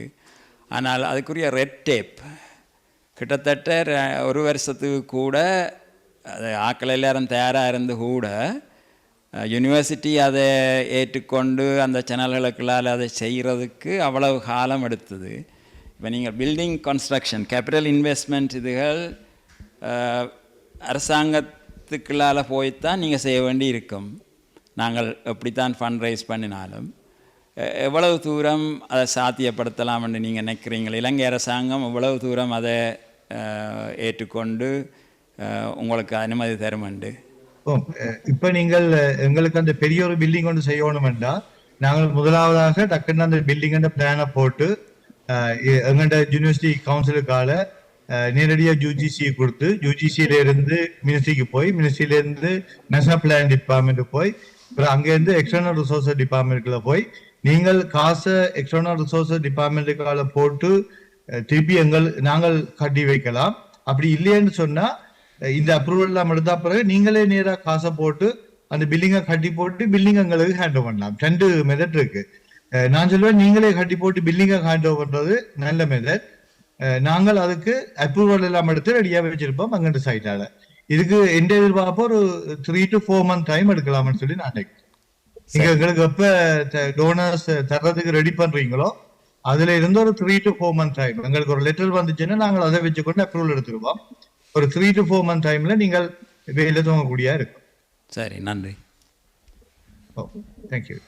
ப்ராக்டிக்கலி நான் நேரடி ரிசர்ச்சுக்குள்ளால பார்த்த ஒரு விஷயம் டாக்டர், உங்களுக்கு தெரியும் 2009க்கு பிறகு amount of the money வந்தது ஸ்ரீலங்காவுக்கு. everyone will agree that, right? அதெல்லாமே அரவாசியை செய்துட்டு ப்ரொஜெக்ட்ஸ் எல்லாம் அப்படியே இடையிடையில இருக்குது, ரைட்? நிறைய பில்டிங்ஸ் நான் நேரடியாகவே விசிட் பண்ணி பார்த்துருக்கேன் நோர்தர்ன் ஈஸ்ட்டுக்குள்ள. அந்த பில்டிங்ஸை இப்போ உதாரணத்துக்கு செல்வின் அண்ணாவிலேருந்து like I had a connection with them. Anyway இப்போ எனக்கு என்ன கொஸ்டின்டா, ஏன் அதுகளை திருப்பி ரீஸ்ட்ரக்சர் பண்ணுறதுல என்ன உண்மையான ப்ராப்ளம் இருக்குது? பிகாஸ் எங்க எல்லாருக்குமே விருப்பம் லைக் யூனோ எங்களோட மண் நல்லா இருக்கணும்ன்றதுல எல்லாருக்கும் விருப்பம் இருக்கு. ஆனா உண்மையாவே அந்த அட்மினிஸ்ட்ரேஷனுக்கும் டிசிஷன் மேக்கிங்குக்கும் மற்றது பீப்புளுக்கும் இடையில சரியான ஒரு பயங்கர கேப் இருக்குது சார். நான் எல்லா இடம் பார்த்தபடியாக தான் சொல்கிறேன், இன்க்ளூடிங் யூனிவர்சிட்டி 2010-11 எல்லாம் வர நாடுகள் இந்த ப்ராஜெக்ட்ஸ் வந்தது, அதுகளோட சம்டைம் எனக்கு கனெக்ஷன் இருந்து பார்த்துருக்கிறேன். ஸோ அதனால தான் I am asking this question. Please honest answer. Thank you. Definitely we will help you, madam. நாங்கள் என்னென்றால் இப்போ நாங்கள் நார்தர்ன் ப்ராவின்ஸ் கவர்னர் திரு வேதநாயகம் அவரோடு அவருடைய அட்வைசரி கமிட்டியிலையும் இருக்கிறோம். அப்போ நாங்கள் இப்போ அந்த எங்கெங்க விடுபட்ட பில்டிங் எங்கெங்க நடந்து கொண்டிருந்த ப்ரொஜெக்டுகள் விடுபட்டதோ அதெல்லாம் தேடி அனலைஸ் பண்ணி அதை திருப்பி என்கேஜ் பண்ணுறதுக்கான முயற்சிகளில் ஈடுபட்டு கொண்டிருக்கிறோம். அப்படி ஏதாச்சும் எங்கள்கிட்ட கையில் தட்டுப்படாத பில்டிங்கள் இருந்தால் நீங்கள் எங்களுக்கு அறியத்தாங்க, நாங்கள் இவர் கவர்னர் கூட சொல்லி அதை உடனடியாக ஏன் அது நிறுத்தப்பட்ட ரீசனை கேட்டு அதை உடனடியாக செய்யறதுக்கு ஏற்பாடு செய்யலாம். இப்போ கிட்டத்தட்ட ஒரு நான் போனதுக்கு நாங்கள் டீமா ஒர்க் பண்ணி கொண்டிருக்கிறோம். அதுல கனவே இருக்கிறான் டாக்டர் அகிலன் ராமநாதனும் இருக்கிறார் யாழ்ப்பாணம் யூனிவர்சிட்டி. எல்லாருமா சேர்ந்து இப்போ அதுல எங்கெங்க பில்டிங்கள் விடுபட்டு இருந்ததோ எந்தெந்த ப்ராஜெக்ட் நடுவில் விடுபட்டு இருந்ததோ அதை கம்ப்ளீட் பண்றதுக்கான முயற்சிகள் ஏற்படுத்தப்படுகிறது. இப்ப இருக்கிற அரசாங்கமும் இப்போ எங்களுக்கு கூட எங்களோட யூனிவர்சிட்டியில சொல்லினா புது ஃபேக்கல்ட்டிகளை உருவாக்காங்கோ, இருக்கிற ஃபேக்கல்ட்டிகளை நல்ல கம்ப்ளீட்டா நல்ல குவாலிட்டியா கொண்டு வந்துட்டு பிறகு புது ஃபேக்கல்ட்டிகளை ஸ்டார்ட் பண்ணுங்கன்னு சொல்லி இவன் நாங்கள் கூட faculty of postal and marine science மென்னால ப்ரொபோஸ் பண்ணாங்க, மெடிக்கல் ஃபேக்கல்ட்டி ப்ரொபோஸ் பண்ணாங்க வவுனியாவோட. இதுகள் எல்லாத்தையும் கொஞ்சம் ஹோல்டவுன்ல வச்சுக்கணும். ஏனென்றால் இருக்கிற ஃபேக்கல்ட்டியின் டிகிரி ப்ரோக்ராமை நல்ல ஸ்ட்ராங்கா ஆக்க சொல்லி அது மாதிரி நீங்கள் சொன்ன மாதிரி முந்தி போய் நிறுத்தப்பட்ட ப்ரொஜெக்ட் எல்லாம் திருப்பி ஆராயப்பட்டு அதனை தொடர்ச்சியாக செய்து இம்ப்ளிமெண்ட் பண்ண சொல்லித்தான் 10 ஆர்டர். உதாரணத்துக்கு வவுனியாவில் இருந்த அந்த economy development centre economy centre 3 முடிப்பில் இருந்தது, அதெல்லாம் இப்போ ஃபங்க்ஷன் பண்ணி கொண்டு வருது. அப்படி விடுபட்ட ப்ராஜெக்டுகளை செய்ய சொல்லி இப்போ அலசி ஆராய்ஞ்சு அது சரியாண்டு பார்த்து எதுக்கு செய்யலாம்னு பார்த்து செய்து கொண்டு வைக்கிறோம். மிச்ச நன்றி பேராசிரியர் அற்புதராஜா. நாங்கள் தொடர்ந்து உங்களோட தொடர்பில் இருப்போம். எங்களால் ஏழ்மான உதவிகளை நாங்கள் நிச்சயம் செய்வோம். உங்களுடைய ஸ்டாஃப் எங்களோட கனவேறு தொடர்பில் இருக்கணும். மற்றது என்னுடைய நண்பர் ஒருவரும் உங்களுடன் கிரிஃபித் பல்கலைக்கழகத்தில் இருந்தும் சிலர் உங்களுடன் தொடர்பில் இருக்கிறார்கள். அந்த வகையில் நாங்கள் தொடர்ந்து வேலை செய்யலாம், சேர்ந்து வேலை செய்யலாம் என்ற நம்பிக்கை எனக்கு இருக்கின்றது. எங்களோடு 3 நாளும் நீங்கள் இணைந்திருந்தீர்கள். அந்த அளவில் எங்களுக்கு நன்றி. உங்களோட நேர வித்தியாசங்களையும் பாராமல் எங்களுடன் தொடர்ந்து இந்த 3 நாளும் கலந்து கொண்டமைக்கு என்னுடைய மனமார்ந்த நன்றியையும் எங்களுடைய மற்றவருடைய சார்பாகவும் தெரிவித்துக் கொள்கின்றேன். நன்றி. Thank you so much. சரி, நாங்கள் டிஸ்கஷன் ஃபோரம் இருந்தது, அது நடத்தக்கூடிய அளவுக்கு நேரம் இல்லை. ஒரு 5 minutes ஏதாவது நேற்று கதைச்ச விஷயங்களோ அதோடு தொடர்பான இன்னும் சொல்ல விரும்புகிறீங்கள் என்றால் நீங்கள் கதைக்கலாம். இந்த கான்ஃபரன்ஸ் அருமையான கான்ஃபரன்ஸ். எங்களுக்கு என்னென்ன தேவை இருக்கிறது, அது எப்படியெல்லாம் வழங்க முடியும், நாங்கள் எங்கள் மண்ணை எப்படியெல்லாம் உயர்த்த முடியும் என்ற ஆராய்ச்சிகள் தேடல்கள் எல்லாம் இங்கே இருந்தன. ஆனால் நான் கவனித்ததில் ஒன்றைத்தான் சொல்ல வேண்டும். அங்கே மனித வளம் அந்த முயற்சிகளுக்கு அனுசரணையாக இருக்குமா என்பது கேள்விக்குறியாக இருக்கிறது. ஆனாலும் நாங்கள் அதை செய்துதான் ஆக வேண்டுமென்றால் அந்த முன்னேற்றத்துக்கான அபிவிருத்திக்கான ஆரம்பம் அங்கிருந்து வர வேண்டும். திட்டங்கள் அங்கிருந்து வந்து அந்த திட்டங்கள் பரிசீலிக்கப்பட்டு அவைக்கு தேவையான ஆலோசனைகள் வழங்கப்பட்டு அந்த திட்டங்கள் மெருகூட்டப்பட்டு அதன் பின் அதற்கான முதலீடுகளை செய்வதற்கு புலம்பெயர் மக்கள் முன்வர வேண்டும். அந்த திட்டத்தை முன்னெடுப்பது அங்குள்ளவர்களாக இருக்க வேண்டும். நாங்கள் சொல்கிறோம் இதை செய்யுங்கள் என்று சொல்லி அங்கு எதுவும் நடக்கப் போவதில்லை. ஆகவே அங்குள்ள மக்கள், நான் அங்குப்பட்ட அனுபவத்தில் சொல்லுகிறேன். எனக்கு யாழ்ப்பாணத்துக்கு வெளியால் என்ன நடக்கிறது என்று கணக்கு தெரியாது. ஆனால் அங்கே பார்த்தது சொல்லுகிறேன். அங்குள்ள மக்கள் நாங்கள் புலம்பெயர் மக்கள் பழுதாக்கி விட்டோம் அங்குள்ள மக்களை, அதான் உண்மை. ஆனபடியால் திட்டங்கள் பொறுப்புகள் அங்கிருந்து எடுக்கப்பட வேண்டும், திட்டங்கள் கொண்டு வரப்பட வேண்டும், அது இங்கிருந்து செயற்படுத்தப்பட வேண்டும் என்று நான் நினைக்கிறேன். அப்போதுதான் மனித வளத்தை அவர்கள் பார்த்து கொள்வார்கள். என்றால் ஒரு அழகான வீட்டை கட்டலாம், அது கட்டி போட்டு அதுக்கு பிறகு அதில் வசிக்கிறாங்க ஆக்கள் என்று சொன்னால் அர்த்தம் இல்லை. ஆரம்பத்தில் நாங்கள் பெருசாக திட்டங்களை போட்டு அத்திவாரத்தை போடலாம், அதை கட்டிகளை பிறகு ஆக்கள் இல்லாமல் எங்கேருந்து ஆக்களை தேடி பிடிச்சி கொண்டு கட்டணும்னு சொன்னால் அதில் அர்த்தமும் இல்லை. ஆக இதை மனதில் கொண்டு தயவு செய்து நாங்கள் அங்குள்ளவர்களை எப்படி இதற்குள் உள்வாக்கப்பட்டு அவர்களை ஈடுபடுத்தலாம் என்பதில் முதலில் நாங்கள் ஆலோசனை செய்ய வேண்டும் என்று நினைக்கிறேன். நன்றி. மிகவும் நன்றி, உங்களோட கருத்துக்கு நன்றி. நான் ஏற்கனவே அதுக்குரிய பதில் இருக்கு என்பதை சொல்லிக்கொள்ள விரும்புகின்றேன். ஏனென்றால் இந்த கருத்தரங்கு முக்கியமாக வடகிழக்கில் உள்ள 4 பல்கலைக்கழகங்களையும் அடிப்படையாக கொண்டு தான் இந்த கருத்தரங்கே நடைபெறுகின்றது. அங்குள்ள அது முக்கியமான நோக்கம், நான் இலங்கைக்கு சென்ற பொழுது ஒவ்வொரு பல்கலைக்கழக தொடர்பானவர்களை கதைத்த பொழுது அவர்கள் இப்படியாக அங்குள்ள மக்களையும் சேர்த்துத்தான் ஒரு விடிவை காணலாம் என்று சொன்னதுக்கு பிறகுதான் இந்த கருத்தரங்கு நீங்கள் பார்த்தீங்கன்னால் வந்திருக்கிற கிடைச்ச 75 பேப்பர்களில் கிட்டத்தட்ட 50 பேப்பர் வடக்கு கிழக்கில் உள்ள பல்கலைக்கழக பேராசிரியர்களாக தான் வந்தது. அப்போ ஏற்கனவே நாங்கள் அந்த திசையில் தான் போய்கொண்டிருக்கிறோம். இங்கே உள்ள ஆக்கள் அவ்வளவு பெரிய ரோல் இப்போ ப்ளே பண்ணக்கூடிய, இப்போ நாங்களெல்லாம் வெளிநாட்டில் இருந்தாலும் தாயத்தை பற்றியே சிந்தித்து கொண்டிருக்கிற ஆக்கள், அப்படியான ஆக்கள் வடக்கு கிழக்கில் உள்ள பல்கலைக்கழகங்களோடு சேர்ந்து அவர்கள் மக்களோட தொடர்பில் இருக்கிறார்கள். அவர்களோட கதைத்துத்தான் நாங்கள் இந்த திட்டங்களை கொண்டு போகிறதுக்காக வேலை செய்துருக்கிறோம். அந்த வகையில் நீங்கள் சொன்ன உங்களோட கருத்து ஏற்கனவே நாங்கள் நடைமுறைப்படுத்தி கொண்டிருக்கிறோம். ஆனால் ஆரம்ப கட்டம் இன்னும் அவ்வளோ தூரம் போகவில்லை. நீங்கள் ஏதாவது சொல்ல போகிறீங்களா? சரி, சொல்லுங்க, கொடுங்க. அனைவருக்கும் வணக்கம். என் பேர் தேவராஜ். நான் former editor in chief Virakesari. இப்போ இங்கே தான் இருக்கிறேன்.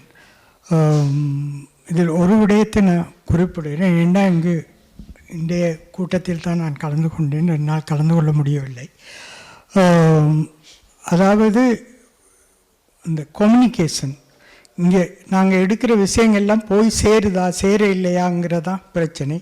இந்த நான் நினைக்கிறேன் நிலா சகோதரி பேசும் பொழுது விஷயங்களை குறிப்பிட்டாங்க. எனவே இது தொடர்பாக நான் 2010ஆம் ஆண்டு லண்டனில் நடந்த ஒரு மகாநாட்டில் சொன்னேன். ஒரு மீடியா ஆர்கனைசேஷன் உண்டு சென்டர் பண்ணி ஒரு ஊடக மையம் உண்டு வெளிநாட்டில் அமைக்கப்பட வேண்டும் என்ற ஒரு கோரிக்கையை நான் 2010ஆம் ஆண்டு வைத்தேன். அது தொடர்ந்து செயற்படுத்த முடியவில்லை. பிறகு நான் நினைக்கிறேன் இவர் சிவராம் உயிரோடு இருக்கும் பொழுது அதை தொடர்வதற்கான சில வேலைகள் நடைபெற்றன. ஆனால் அது சரிவரவில்லை. அவருடைய மறைவுடன் அதுவும் கிடப்பில் போடப்பட்டுள்ளது. எனவே தற்போதைய இந்த ரிசர்ச், இந்த வேலைப்பாடு, திட்டங்கள் அனைத்தும் கூட ஒரு ஒரு ஊடக மத்திய நிலையம் ஒன்று எங்களுக்கு தேவை என்பதை மீண்டும் உணர்த்துகிறது என்பதை நாங்கள் இங்கு குறிப்பிட விரும்புகின்றேன். ஏனென்றால் எங்களுடைய கருத்துக்கள், எங்களுடைய எண்ணங்கள் அனைத்தும் போய் சேர வேண்டும், சேர வேண்டியவர்களுக்கு. சேரும் பொழுது தான் அதனுடைய வெற்றி தங்கியுள்ளது. எனவே ஒரு ஊடக மையம் அமைப்பது தொடர்பாக கருத்து செலுத்தப்பட வேண்டும் என்று கேட்டுக்கொண்டு விடைபெறுகிறேன். வணக்கம். இல்லை, நீங்கள் சொன்னது நல்ல விஷயம். ஏனென்றால் நாங்கள் எவ்வளவு செய்தாலும் அதை அடிமட்டம் மட்டுக்கும் போக பண்ணுறதுக்கு ஊடகங்கள் தான் அந்த வேலையை செய்ய முடியும். அந்த வகையில் நீங்கள் சொல்கின்ற கருத்து மிகவும் காத்திரமானது, அவசியமானதும் கூட. நாங்கள் அதை கருத்தில் எடுத்துக்கொண்டு எதிர்காலத்தில் அந்த விஷயத்தை நாங்கள் கவனிப்போம். நன்றி. நன்றி. மீண்டும் உங்களை சந்திப்பதில் மிக்க மகிழ்ச்சி. நான் சொல்லுடைய மிக சுருக்கமாக சொல்லுகின்றேன். இது எங்களுடைய முதலாவது சர்வதேச மகாநாடு. ஆகவே இந்த மகாநாட்டிலே நாங்கள் நிச்சயமாக ஒரு தீர்மானங்களை நிறைவேற்ற வேண்டும். என்ற இந்த முதல் மகாநாட்டில் நாங்கள் என்ன தீர்மானங்கள் எடுத்தோம் என்று எல்லோருக்கும் எதிர்காலத்தில் தெரிந்திருக்க வேண்டும். ஆகவே என்னுடைய வேண்டுகோள் ஒரு 10 தீர்மானங்கள் அல்லது ஒரு 5 தீர்மானங்கள் இந்த முதலாவது கூட்டத்திலே நாங்கள் எடுத்திருக்கிறோம் என்பதை நிச்சயமாக நீங்கள் தொகுத்து எல்லாருக்கும் வழங்குவதாக இருந்தால் இது ஒவ்வொரு வருடமும் நாங்கள் அந்த தீர்மானங்களை பார்க்கலாம்னு நினைக்கிறேன். நன்றி. ஒரு நீங்கள் சொல்லியிருக்கிறது முக்கியமான விடயமாக இருந்தாலும் கூட உடனடியாக எல்லா தீர்மானங்களையும் வெளிப்படையாக எக்ஸாக்ட் இன் டீட்டெயில் செய்ய முடியுமோ தெரியல. ஆனால் இன்றைக்கு இரவு நாங்கள் பொதுமக்களையும் சந்திக்க இருக்கிறோம். அதில் வேணுமென்று சொன்னால் மேலெழுந்த வாரியாக என்ன இந்த கருத்தரங்கின் மூலம் என்ன முடிவுக்கு நாங்கள் வந்திருக்கிறோம், என்னென்ன செய்ய யோசிக்கிறோம் என்றதை சொல்லலாம்னு நினைக்கிறேன். ஏனென்றால் நான் வேறு அமைப்புகளில் பார்த்துருக்கிறேன். ஒரு பெரிய விழா வச்சு அதில் நாங்கள் இதெல்லாம் செய்ய போகிறோம் என்று அறிக்கைகள் விட்டிருக்கிறார்கள். ஆனால் 10 வருடங்களுக்கு மேலாகியும் ஒரு விஷயங்கூட நடைமுறைப்படுத்தப்படையில்லை. இப்போ சொல்கிறத விட நாங்கள் செயலில் காட்டணுமென்றது தான் என் விருப்பம். ஆனால் நீங்கள் சொல்கிற விஷயத்தை நான் ஏற்றுக்கொள்கிறேன். சாடான ஒரு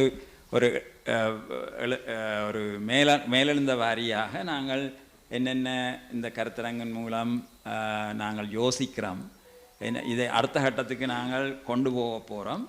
அதுலேயும் இன்னும் கூடிய அளவு நான் ஏற்கனவே முதல் நாளே சொன்னேன், தரவுகளின் அடிப்படையில் தான் நாங்கள் செயற்படணும். சும்மா ஒரு ப்ரெஸ் ரிலீஸுக்காகவோ அந்த நடத்திட்டோம் கருத்தரங்கண்ட எல்லாருக்கும் சொல்லணுமென்றதுக்காக நாங்கள் செயல்பட தேவையில்லை. ஆனால் ஒரு நீங்கள் சொல்கிற சரி ஆக்கள் கேப்பினோம் என்ன 3 நாள் கதை தேவையா என்ன செய்த வேண்டால் அதுக்கும் ஒரு மறுமொழி சொல்ல நாங்கள் கடமைப்பட்டிருக்கிறோம். அந்த வகையில் நாங்கள் இந்த இரவுக்கு பொதுமக்கள் எல்லாரும் வர்ற இடத்துல நாங்கள் சொல்லுவோம் இந்த 3 நாள் கருத்தரங்கில் இன்னும் உண்மையில் கடைசியாக நாங்கள் அச்சீவ் பண்ணி என்ன பெற்றிருக்கிறோம், அடுத்த கட்டமாக நாங்கள் என்ன செய்ய போகிறோம், என்ன யோசிக்கிறோம் என்றதை சொல்லுவோம். நன்றி. சரியோ இவ்வளோத்தோடு நாங்கள் முடிப்போம் நினைக்கிறோம். 12 மணி ஆகுது. நன்றி. ஸோ நன்றி எல்லாருக்கும். திரும்பவும் இந்த விடயம் தான் இப்போ செல்வான்னு சொன்ன மாதிரி, அதாவது என்ன டைம் பலர் கேட்டவர்கள் இந்த 3 நாள் மகாநாட்டில் நீங்கள் ஒரு தீர்மானம் ஒன்று நிறைவேற்றினால் நல்லம் என்று தீர்மானம் அதாவது தீர்மானம் நாங்கள் செயல்படுத்துறதுக்கு மட்டுமில்லை, பொதுவாக வெளியில் மற்ற அமைப்புகளுக்கும் சேர்ந்தது தான். ஆனால் இன்றைக்கு செல்வானே ஒரு பிரீஃபாக இன்றைய இரவு முடிவு நிகழ்வில் பிரீஃபாக சொல்லுவார். ஆனால் நான் நினைக்கிறேன் இந்த ப்ரோக்ராம் கமிட்டி சேர்ந்த ஒரு 1 மந்த்துக்குள்ள ஒரு டாக்குமெண்ட்ஸ் ஒன்று நாங்கள் தயாரித்து ஒரு 1 மந்தில் நாங்கள் இந்த மகாநாட்டால் வந்த, அதாவது தரவுகளின் அடிப்படையில் தான் 3 நாள் மகாநாடு நடந்தது. கருத்தரங்கு மன்னிக்கணுமோ கருத்தரங்கு 3 நாள் கருத்தரங்கும் 50க்கும் மேற்பட்டவர்கள் பிரசன்ட் பண்ணினது கூடுதலாக தகவல்களின் அடிப்படையில். அந்த அடிப்படையில் வடகிழக்கின்ற மேம்பாட்டுக்கு என்னென்ன முக்கியமான விடயங்கள் கண்டறியப்பட்டதுன்றதை நாங்கள் ஒரு தீர்மானமாக விடுறது. நாங்கள் தான் செயல்படுத்த வேண்டும் என்றில்லை, நாங்களும் எங்களால் முடிஞ்சதை சொல்லுவோம். இன்னும் செயல்படுத்தி கொண்டு இருக்கிறவர்களும் அந்த தீர்மானம் பிரயோசனமாக இருக்கும். ஸோ எல்லோருக்கும் நன்றி. திரும்பவும் இந்த 3 நாளும் மிகவும் ஆக்கப்பூர்வமாக இருந்தது. எங்களை தேச கட்டுமானத்துக்கு தேவையான பல விடயங்களை பல நேரங்களிலும் பல அறிஞர்கள் அது இன்றைக்கு காலமாக இன்னும் கூட ஒரு ஒரு ஆக்ஷன் ஓரியன்டான முறையிலையும் நேற்றும் கதைக்கப்பட்டது. எங்களுக்கு குறுகிய கால டெக்னிக்கல் ஸ்டடீஸ் தேவை என்று கிட்டத்தட்ட இன்றைக்கு நினைக்கிறேன் டாக்டர் பாலனும் ஒரு எஜுகேஷன் இன்ஸ்டிடியூட் ப்ரைவேட் இன்ஸ்டிடியூஷன் எங்களுக்கு கூட எஜுகேஷன் இண்டஸ்ட்ரியை தேவை என்ற விஷயங்கள் கூட வந்திருக்குது. அடுத்தது இன்றைக்கு டாக்டர் எப்படி சோலார் பேனலில் கொண்டு அங்கே நாங்கள் இன்னும் கூட எஃபிஷியன்ஸாக்கி எங்களோட டெவலப்மெண்ட்டை யூஸ் பண்ணலாம் என்று கூடுதலாக தேசத்தில் இருந்து வந்தவங்களும் எல்லாரும் நாங்கள் இதை கலந்து கழிச்சதெல்லாம் இன்றைக்கு இந்த நிறைவு இன்றைக்கு 5:30 மணிக்கு நாங்கள் திரும்ப ஸ்காப்ரோ கன்வென்ஷன் சென்டரில் எல்லாரும் கூடுறோம். இந்த மகாநாட்டின் நிகழ்வு முடிவு நிகழ்வோடு நாங்கள் முடித்துக்கொள்வோம். எல்லோருக்கும் நன்றி. இன்றைக்கு ஒரு செகண்ட் வரேன். அந்த இப்போ நேற்று நடந்த கலந்துரையாடலில் கணக்க ப்ரப்போசல்கள் அது செய்யலாம் இது செய்யலாம்ன்றெல்லாம் சொன்னது தானே.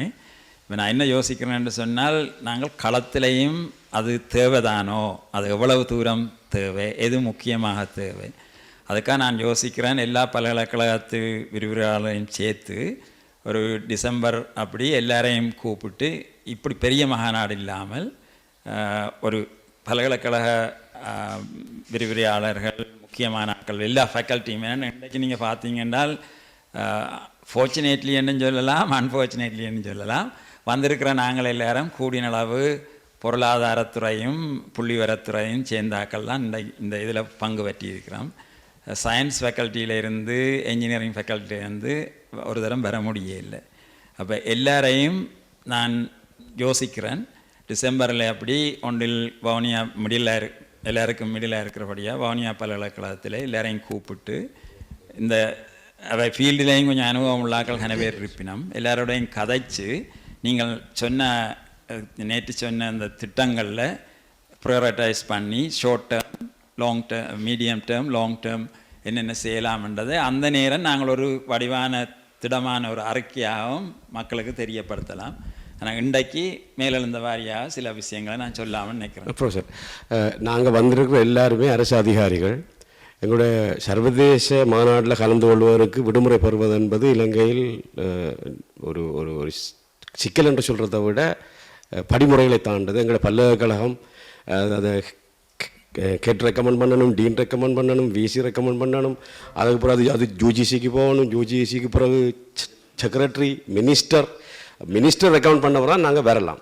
ஆகவே இந்த மாநாடு வடக்கு கிழக்கு என்று இருக்குது, இலங்கை என்று இருக்குது, அது எங்களுக்கு இலகுவாக விடுமுறை பெறுவதற்கு உதவி செய்தது. ஆகவே இந்த மாநாடு அல்லது இந்த மாநாட்டின் மூலம் அந்த சமர்ப்பிக்கப்பட்ட ஆய்வுக் கட்டுரைகள் ஊடாக வந்த முடிவுகள் என்னன்றது வெளிப்படுமாக இருந்தால் எதிர்காலத்தில் இப்படிப்பட்ட மாநாடுகளுக்கு நாங்கள் வருவது இலகுவாகிவிடும். அப்போ அது கட்டாயம் எல்லாருக்கும் தெரியப்படணும். இந்த மாநாடு ஆய்வுக் கட்டுரைகள் சொன்ன விடயம் என்னென்ன விஷயங்களை நாங்கள் அடையாளம் கண்டிருக்கிறோம்ன்றது எல்லாருக்கும் தெரியணும்.